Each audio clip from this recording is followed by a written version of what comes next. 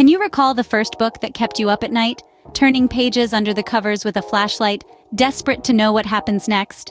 For me, that book was a Malayalam weekly, a painkilly, as we affectionately call them, and it marked the beginning of my lifelong journey with reading. Think back to the teenage years, when the world is a whirlwind of emotions and every experience is heightened. That was when I discovered the intoxicating world of Malayalam literature. Each story was a roller coaster ride, the characters so vividly drawn that their trials and tribulations kept me awake at night. Would Sumathi ever find peace in her in-laws' house? Would Alice accept Sunny Cuddy's love? What if Amina's father discovered her plans to elope with Shah Jahan? Every Thursday morning, the anticipation of a new edition was so great. My brother and I would race to the newspaper boy, our weekly copy of Malayalam Manorama in his hands. This often resulted in torn pages and a flurry of verbal abuse, much to our father's chagrin. Eventually, our enthusiasm led to the cancellation of our subscription, an abrupt end to our weekly ritual.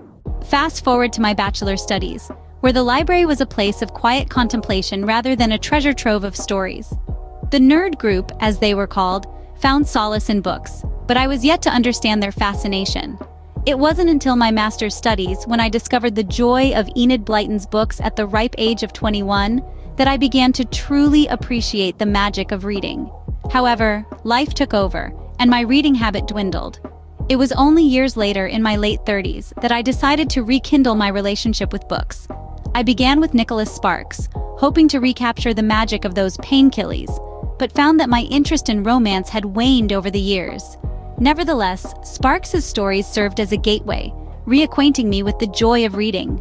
Today, I am not a voracious reader, but a content one. My journey has taught me that it is never too late to cultivate a reading habit. You just need to find the right book. As Jhumpa Lahiri beautifully puts it in The Namesake, that's the thing about books, they let you travel without moving your feet. So, no matter where your literary journey takes you, never forget the magic of your first book. For me, it will always be the Malayalam Painkillers, the stories that marked the beginning of my love for reading.